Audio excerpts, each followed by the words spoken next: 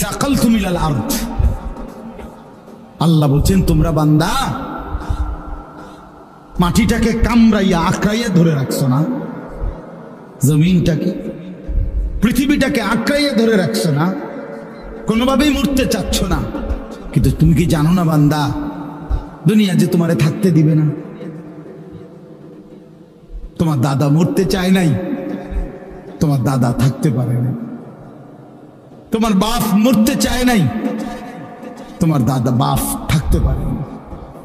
এই পৃথিবীর কেউ মরতে চায় নাই, কিন্তু কেউ থাকতেও পারে না। তুমি থাকবা কেমন? আমি থাকবো কেমনে? আমার দাদারে তো আমি নিজ চোখে দেখছি। কই আমার দাদা তো এখন নাই। আমার নানিরে আমি নিজ চোখে দেখছি, কই তারা তো নাই। আমার মা, আমার বাবা, আমার দাদা, চাচা, মামা, ফুফা, খালু, কত মানুষ।